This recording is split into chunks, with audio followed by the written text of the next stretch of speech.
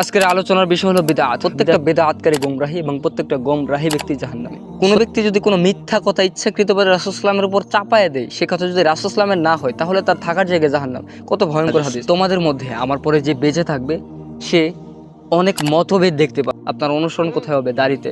আপনার চলাফেরায়, আপনার আচরণ, বাচন ভঙ্গি সবকিছুতে রাসূল সাল্লাল্লাহু আলাইহি ওয়াসাল্লামের আদর্শর নাম হলো ফাত্তাবিউনি। অর্থাৎ আসসালামু আলাইকুম ওয়া রাহমাতুল্লাহি ওয়া বারাকাতুহু। আলহামদুলিল্লাহি ওয়াহদাহু ওয়াসসালাতু ওয়াসসালামু আলা মান লা নাবিয়্যা বা'দ।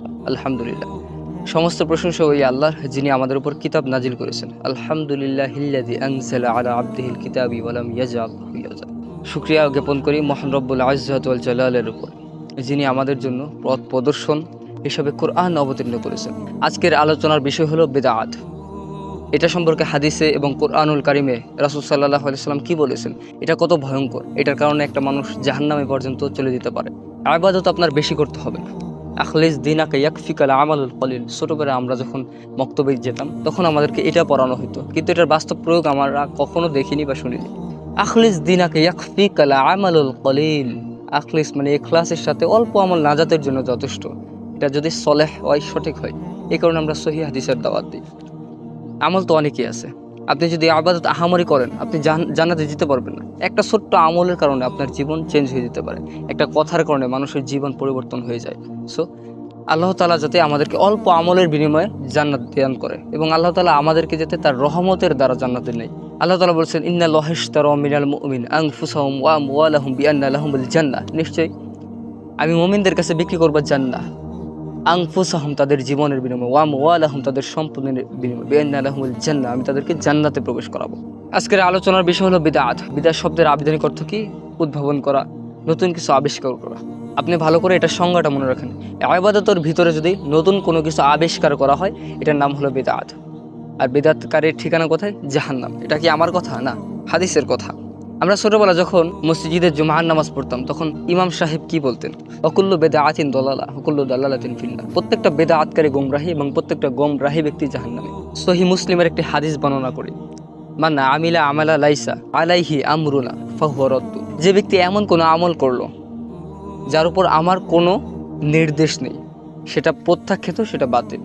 এটা রাসূল সাল্লাল্লাহু আলাইহি ওয়াসাল্লাম বলেছেন। মুখস্থ বলা থেকে দেখে সঠিকটা বলা উত্তম, আমি তাই মনে করি। এ কারণে আমি লিখে নিয়ে আসলাম। আমরা মনে করি মুখস্থ বলাটা অনেক বড় কিছু, না, সঠিকটা বলা অনেক বড় কিছু।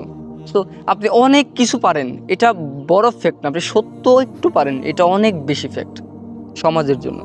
এবং সহিহ বুখারীর একটি হাদিস আছে, মান কাযাবা আলাইয়া মুতাআম্মিদান ফালিয়াতাবাওয়া মাকওয়াদু মিনান নার। কোনো ব্যক্তি যদি কোনো কথা বলে, সেটা যদি রাসূল সাল্লাল্লাহু আলাইহি ওয়াসাল্লামের না হয়, তাহলে তার কথা বাতিল, তা পরিত্যাজ্য। তার থাকার জায়গা কোথায়? জাহান্নাম। মানে কত ভয়ঙ্কর হাদিস, আপনি অবাক হয়ে যাবেন যে কোনো ব্যক্তি যদি কোনো মিথ্যা কথা ইচ্ছাকৃতভাবে রাসূল সাল্লাল্লাহু আলাইহি ওয়াসাল্লামের উপর চাপায় দেয়, সে কথা যদি রাসূল সাল্লাল্লাহু আলাইহি ওয়াসাল্লামের না হয়, তাহলে তার থাকার জায়গা জাহান্নাম। কত ভয়ঙ্কর হাদিস। এবং সহিহ বুখারীর আরেকটা হাদিস আছে, 6582 নং হাদিস। এটা হাউজে কাউসার সম্পর্কে ভয়ঙ্কর একটি হাদিস। রাসূল সাল্লাল্লাহু আলাইহি ওয়াসাল্লাম বলেছেন, আমার কিছু সঙ্গী আমার কাছে আসবে, কিন্তু তাদেরকে আমি হাউজে কাউসার পান করাতে পারবো না, তারা দিনের মধ্যে নতুন কিছু আবিষ্কার করার কারণে। কত ভয়ঙ্কর একটা হাদিস। আরেকটা আমি আপনাকে বলি, আবু দাউদ 4607 নম্বর হাদিস। এটা খুব ভয়ঙ্কর একটা হাদিস। তোমাদের মধ্যে আমার পরে যে বেঁচে থাকবে, সে অনেক মতভেদ দেখতে পারবে। তখন তোমরা রাসূলুল্লাহ সাল্লাল্লাহু আলাইহি ওয়াসাল্লামের সুন্নতকে আঁকড়ে ধরবে। এটাই তো আমাদের কথা এবং এটাই তো আমাদের পথ। দুনিয়াতে অনেক মতভেদ, অনেক পথ, অনেক নিয়ম রীতি, সবাই বলে আমারটা সঠিক। সেটাই সঠিক যেটা রাসূল সাল্লাল্লাহু আলাইহি ওয়াসাল্লামের সুন্নাহ। তাহলে রাসূল সাল্লাল্লাহু আলাইহি ওয়াসাল্লামের উপর ভালোবাসা এবং তার প্রতি মহব্বতের প্রমাণটা কি? এটা আল্লাহ তাআলা নির্দেশ করে দিয়েছেন। সূরা আলে ইমরানের 31 নম্বর আয়াতে বলেছেন, কুল ইন কুনতুম তুহিব্বুনাল্লাহা ফাত্তাবিউনি ইউহিব্বুকুমুল্লাহ। যদি তুমি আল্লাহ তাআলার ভালোবাসা পেতে চাও, রাসূল সাল্লামকে ভালোবাসো, তাহলে তুমি রাসূল সাল্লামের অনুসরণ করো। ফাত্তাবিউনি, তাবাউন শব্দের অর্থ হলো অনুসরণ করা।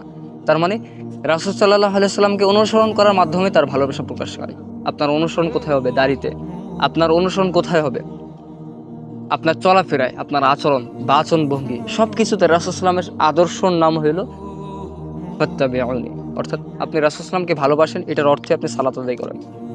বেপরদা মহিলার দিক থেকে আপনার চোখটা নত রাখেন, এটাই ভালোবাসার মূল লক্ষ্য। সো বিদআত সম্পর্কে আজকে কিছু হলো আপনার ভ্রান্ত ধারণা ভেঙে যাবে ইনশাল্লাহ।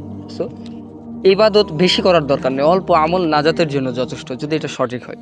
আল্লাহ তাআলা আমাদেরকে মানার এবং বোঝার তৌফিক দান করুন, আমিন। ওয়া আখির দাওয়ানা আলহামদুলিল্লাহি রাব্বিল আলামিন। আসসালামু আলাইকুম ওয়া রাহমাতুল্লাহি ওয়া বারাকাতুহু।